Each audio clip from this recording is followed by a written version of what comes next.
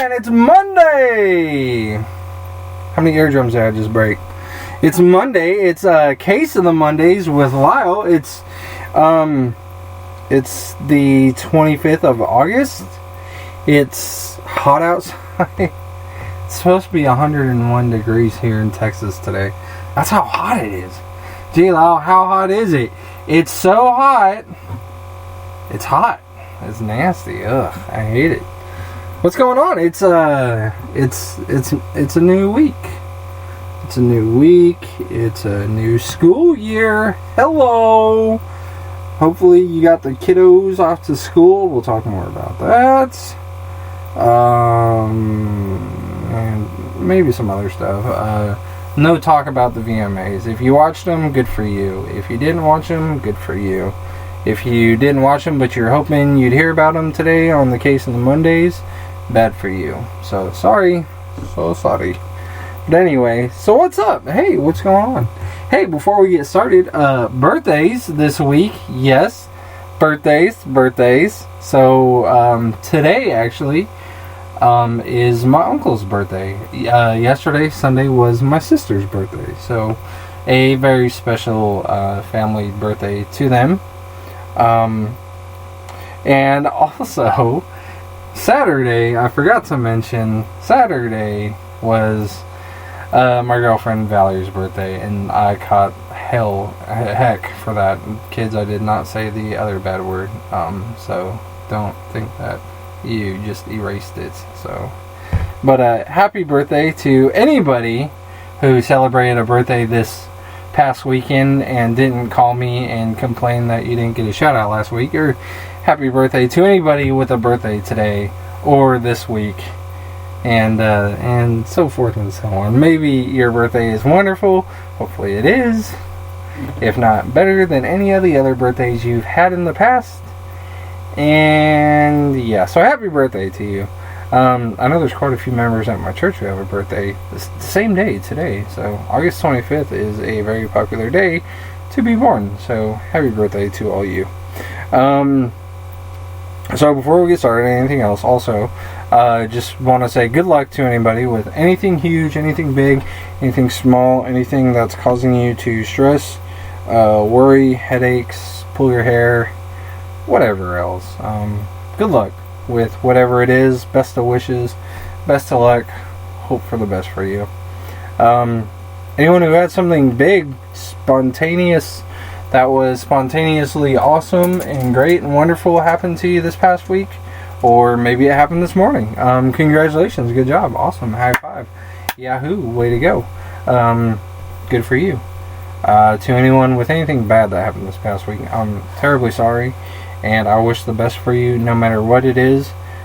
Special prayers, special luck, and always remember, you're here today mourning, not today morning, but also that, but you're sad because of whatever bad happened last week or today happened, but always remember you're still here, and there's a reason that you're still here crying over it, and that's because obviously there's a bigger plan for you, and that bad thing wasn't such a bad thing. Before you know it, that bad thing that looked like Mount Everest is going to look like a small anthill or a small speed bump in your grocery store parking lot, and you're going to come to something even bigger that you got to conquer, and you're going to look back at this one problem that caused you to think the world was ending and laugh at it. So just remember, be prepared to laugh in the future because it's coming, okay? Alright, so let's get started with this week's show. Hey. So, this past week, or even today, did you happen to drop your kids off for maybe their first day, even their first year of school? I know my two daughters started first in kindergarten this morning, and they seem pretty excited from the pictures that I've seen. So, yeah, good luck to all the kids out there. Maybe you're starting, I don't know, if college hadn't started for you, maybe you're starting college today. So, good luck. Any high school kids listening, good luck. I know those are the best years of your life. Every year's the best year of your life. Come on, seriously. I beg to differ on the whole high school being the best years of your life. Yeah, you learn a lot, but as you get older, you keep learning. So, I mean, if you learn everything in one school year, then I guess that erases all of your, quote, best years. So, but anyway, good luck to anybody starting school. Anyone who has a child going off to school today, good luck. Best of wishes. Good luck. This past week, did you actually buy the Amazing Spider-Man 2 on DVD? Ooh, good movie. If you hadn't seen it in theaters, I must say it's a must-see. So pick it up. And for those of you who refuse to watch it, the ship sinks at the end. So it's great. Did you survive the earthquake in California? I know there's a lot of people who are... I have actually family up there close to where the earthquake hit. Luckily, everyone's okay. I've talked to everyone. There was a lot of shaking and rumbling and moving, which it's an earthquake. You're not going to get any rain or anything following an earthquake. If you do, then I don't know if it's really an earthquake. But, so, yeah, apparently it was a 6.0, and I know there's probably a lot of people talking about it right now, making a big deal of it. It was up there in Napa Valley. A lot of wine connoisseurs are crying today, mourning the loss of a lot of broken bottles of wine. Me, for one, I'm not really a big wine person. The only grapes I drink come from Welch's grape juice bottles, so, oh well, or Ocean Spray bottles, oh well. So anyway, if, you were in that earthquake, or you know someone who was in that earthquake, best of luck, best of wishes. Hopefully everyone's okay. Hopefully they weren't one of the, last I checked, it said 137 who were injured. So hopefully they weren't one of those. Good luck though. And yeah, I'm gonna tell you, I've been through an earthquake up there. That worst one they were talking about back in '89, and they're scary, but they're fun. And you're like, wow, how are they fun? Think about it. Just randomly your house starts shaking. I mean, it's like someone walking up to you while you're sitting in a chair and you don't expect it and start shaking your chair. You get scared at first and then you start laughing about it. Or you feel sick. One of the two. But, so anyway, it just, it depends on how you look at it. If you're in a car and you're on a freeway and it starts shaking, yeah, it's going to be scary. If you're in a house and pictures just start falling off the wall while you're sitting under a table, that's the worst that can happen, besides a house actually collapsing. But, people always argue with me, what would you rather have, earthquake or a tornado? I'll take an earthquake. You don't know they're coming, but, you don't have to worry about getting sucked up through your roof, If anything, you got to worry about your roof coming down on you. But, so anyway, yeah, so earthquakes are, they're blah, and that's all. So anyway, did you watch the VMAs last night? Yeah, I know I asked that question already, but did you do it? Did you see, I don't know, they were saying a bunch of people got some awards, a lot of people upset, a lot of people happy about awards, performances. Apparently Miley Cyrus won an award for Best Video for Wrecking Ball, and let a homeless teenager give her acceptance speech, if that sounds right. I don't know. If you ask me, maybe it was whoever she gets her supplies from. Hint, hint. So, I don't know. Whatever. So, yeah, there was that. Were you one of the ones who hacked the PlayStation Network and caused a plane to land in Phoenix?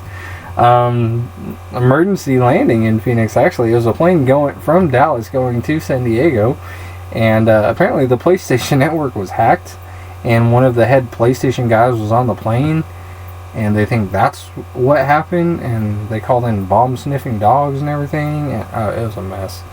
From what I've seen on the news, it was a mess. But so yeah, there's that. Or yeah, we're still going. There was the Little League World Series, the championship game last night, which South Korea won. South Korea beat the U.S. Koreans. Sheesh. South Koreans at that. Jeez. They can play baseball, can't they? But man, are they some scary people to mess with. It's North Korea. I was going to say, isn't South Korea the one with the scary dictator guy?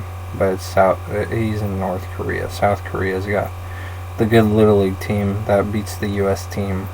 But, maybe the U.S. team should have had that girl pitch. Hey, Lyle, she was pitching. I don't know. I I didn't fully check into it. All I know was I seen the Little League World Series Championship game was yesterday, and that we got beat by South Korea. That's all I seen. So, sorry. Sue me. A lot of people were excited about the new season of Doctor Who. I guess it started Saturday. I seen a lot of posts on Facebook about that. So, were you one of them? Did you get to see the new season of Doctor Who? And last but not least, this past week, or maybe even today, maybe this past weekend, you are doing the Ice Bucket Challenge for ALS. Don't forget to donate if you do the Ice Bucket Challenge. If you get challenged and you don't do the Ice Bucket Challenge because you're allergic to ice, well, then you are going to have to donate $100. Just don't forget to donate. It's a very good cause, and apparently it's raised quite a bit of money with this whole challenge. It's not like $11 million more than what it raised last year. So that's always a good thing. But so anyway, let's get even deeper into stories for this week's show. There's a show on VH1 and it's called Dating Naked. I don't have cable, so I've never seen it. I've heard of it. It sounds I don't know, it sounds weird. There's a Jesse, I'm gonna brutally ruin this name, Nizowitz. Jesse Nizowitz is suing the show after her crotch was not blurred on TV. So yeah, Jesse Nizowitz. When I first seen the name Nizowitz, it sounds like a name off of like a Harry Potter, Charlie and the Chocolate Factory. Jesse Nizowitz, I thought was a guy, honestly, because Jesse McCartney and stuff. So I thought it was a guy. And the picture they showed, they didn't. Before you go looking, they didn't show the unblurred out version of it.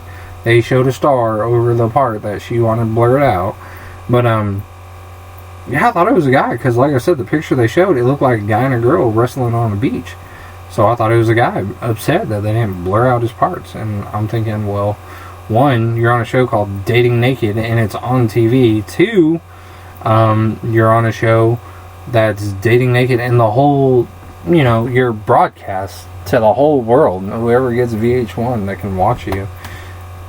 Did you not think there would be a slip up where the, I don't know, the blurrer didn't catch you? So she agreed to date naked, but she never wanted the whole world to see her naked, which is why you would go on a TV show called Dating Naked. The model has decided to sue Viacom, VH1's parent company, after her, the Netherlands, Antarctica, whatever you want to call it, the powerful part of a lady, was not blurred out on a reality show Dating Naked. So, there you have it. Someone stupid is suing for their own stupidity, for signing up for something that they didn't agree to, which is they were going to date naked on national television and not expect everybody to see them naked. So, there you have it. Who were you expecting to see you naked, besides the guy wrestling with you on the beach? Yeah, so, there you go. You probably will not get your money because you signed an agreement, and probably in that agreement it doesn't say, by the way, we may have a slip up and show you unblurred. Sorry, it's a mistake. It happens. We're human. You're human. It happens. So, she probably will get money though, because some judge will go for it, and some lawyer will go for it, and she'll probably get money. I think I've seen somewhere it said, I didn't put it down here, it said she's suing for like $10 million.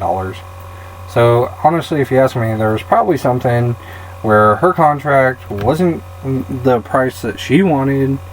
She's getting more attention than what she wanted, and so she's going to get $10 million plus whatever attention and publicity she gets out of this. So, she's probably going to get her money, folks.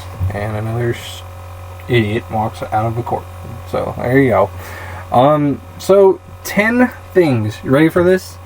10 things that are germier than a toilet seat. Yeah, 10 things that are germier than a toilet seat. And know, as you're looking over at your coworker, it's actually not their hand that they've been scratching themselves with in general areas and sniffing after they scratch it. These are actually germier than that. So here you go. Number 1, your cell phone. Yeah, your cell phone. Think about it. You take your cell phone everywhere, public, transit, the bathroom, the office, and you never clean it. Never. I know I don't spray pine sol or ammonia on mine and just clean away. Your fix, though, for it is wipe it with an electronic safe disinfectant wipe like wireless wipes or Clean Touch. Once a week, says Charles Gerba, PhD, a professor of microbiology at the University of Arizona. Number 2, your grill. The average grill, get this, has 1.7 million microbes per square inch, according to a 2013 British study. That's more than twice as many bacteria as the average toilet. It makes sense that your grill is nasty because food particles cling to the grates and work surfaces. So how do you fix it? Well, to give it a deep clean, scrub the grates with soap and a scouring pad. Scrape out any charred bits from the bottom. Clean out the gook in the burners with a paper clip and rub down the entire exterior with an ammonia-based cleaner and a paper towel. If you're like me and you use a charcoal grill, you don't believe in those gas burner grills, take the top grate off, hose it off with some water, scrub it, make it look good, put it back on, it's clean, it's good, no one's getting sick. Well, I've had my grill for like 20 years, nobody's gotten sick yet. Well, why fix it if it ain't broke, right? There you go, thank you, right. Number 3, your quote clean laundry. Yeah, get this. When you throw your underwear in the laundry, you transfer about 500 million E. coli bacteria to the machine, according to Gerba. On top of that, water tends to settle in the bottom of front-loading machines, making it a breeding ground for germs. Then you wash your clothes in that mess. So what do I do? Well, I've already got a load in there. Well, okay. So your fix is to make sure your clothes come out actually clean. Do a load of whites first, so you can use chlorine bleach to sanitize the machine. Dedicate a cycle to underwear and use hot water with a color-safe bleach substitute. Also run an empty cycle with bleach once every month to keep your washer free of bacteria. Number 4, your toothbrush. Yeah, that nasty little booger, that thing. When you flush your toilet, it can spray aerosolized droplets over 20 feet, says Philip Torino Jr., PhD, Director of Microbiology and Immunology at NYU's Langone Medical Center and the author of The Secret Life of Germs. So if you leave your toothbrush out on the bathroom sink, it could be showered with tiny drops of whatever you just flushed. I've actually seen this explained on an episode of CSI. Yeah, so all those CSI marathons on Spike Network, they're actually a good thing to watch. You actually can learn from them. So how do I fix that? Well, do I just go to the bathroom in public so I don't have to worry about stuff spraying on my toothbrush? It's not a bad idea, but actually stowing your toothbrush in a cabinet away from the flying feces might be a good idea. Running it through the dishwasher will also eliminate germs, according to a 2011 study in the American Journal of Dentistry. An even easier option, soak your toothbrush in a mouthwash that contains I'm not even going to say it, but it's pretty much Scope for 20 minutes. Just soak your toothbrush in Scope for 20 minutes and you're good. Where are we at? Number 5, your kitchen sponge. You know that's got germs on it. There's a 1 in 3 chance your kitchen sponge has staph. Ew. According to a Simmons College study, that's twice the contamination rate of your toilet. And it could be harboring 10 million bacteria per square inch. That's 200,000 times dirtier than your toilet, according to studies from the University of Arizona. How do you fix this? Well, to kill the germs, this is so easy. All you have to do is nuke your wet sponge in the microwave for 1 minute. That's it. That's all you gotta do. Number 6, elevator buttons. Yeah, elevator buttons are even nasty. nastier than a toilet seat. The elevator button could be crawling with more bacteria than a toilet, actually. A new study from the University of Toronto found. Another large study from Saudi Arabia found that 97% of elevator buttons in offices and residential buildings are contaminated. 1 in 10 had germs that could cause food poisoning or sinus infections. So, how do you fix it? Well, you can use an alcohol-based hand sanitizer after you press the up button or the down button or the numbers button, whatever button you press. And it should kill any bacteria you picked up, the researchers say. Number 7, your keyboard. One London study found that keyboards could harbor up to 5 times the bacteria that's on a toilet seat. The large Saudi Arabian study also found 93% of keyboards to be contaminated. 1 in 5 carried bacteria that could cause food poisoning or sinus infections. So the way to fix it, wipe down your office keyboard along with your phone, mouse, desk, and monitor with an electronic safe disinfectant wipe every day, says Lola Stam, MD, and epidemiologist at the University of North Carolina at Chapel Hill. And stop eating at your desk. Number 8, the ATM. Each button you touch has an average of 1,200 germs, including cold and flu viruses and E. coli, according to University of Arizona researchers. And speaking of cash, yeah, you've heard this one before. 94% of $1 bills carry bacteria that can make you sick, according to a study in the Southern Medical Journal. Your fix, like the elevator buttons or anything in public you come in contact with, wash up or use hand sanitizer after you hit up the money machine. Number 9, we've heard this one before, the gas pump. Don't munch on car snacks after filling up your tank. More than 70% of gas pump handles have germs that can spread disease. Kimberly Clark's study found. So to fix it, keep an alcohol-based hand sanitizer in your ride and use it every time you pump. And last but not least, number 10, everything else in the bathroom, of course. Your hands could actually be germier after washing them than they were before. That's no exaggeration. One 2011 study from the University of Arizona found that 1 in 4 refillable soap dispensers in public bathrooms was contaminated and pumped out bacteria. Another study tested whether those potentially disease-causing germs could be left on your hands after washing. The short answer, yeah. So hot air dryers can also blow up to 45% more bacteria onto your hands, according to a study in the Journal of Applied Microbiology. Well, how do you fix this? Genius. Well, you look for soap dispensers that have bags in them rather than those that are refilled by pouring more soap into them.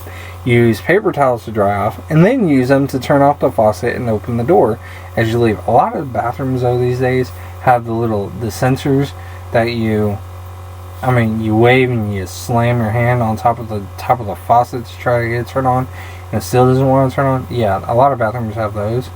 And this is pretty much why, because people are complaining about too much germs and everything. One thing I'm surprised that they didn't mention is whenever you're leaving the bathroom, use that same paper towel to open the door, because believe it or not, I have sat in stalls in public and someone sat, it's probably happened to you too, someone sits in the stall next to you, you see the pants drop, you hear the toilet paper dispenser, you hear the flush, and then you just hear footsteps going out the door. That's nasty. If that's you, that's nasty. You need to wash your hands. That's gross. You're the one reason why everyone's so sick around flu season. So anyway. So school's back in season. Kids are riding bikes to schools. Maybe some kids aren't riding bikes to school. Maybe some kids don't ride bikes anymore at all. I mean, I know I see kids ride bikes, and but whenever you see those kids riding those bikes, do you ever remember? Man, I remember how we used to soup up our bikes. After I tell you these next 11 things we used to do as kids to soup up our bikes, you're probably going to go out to your kid's bike and do the same exact thing. Some of these things were bought, like you had to buy them. So I doubt they still make them. Well, some of them sound pretty cool. Like, I wish they did still make them.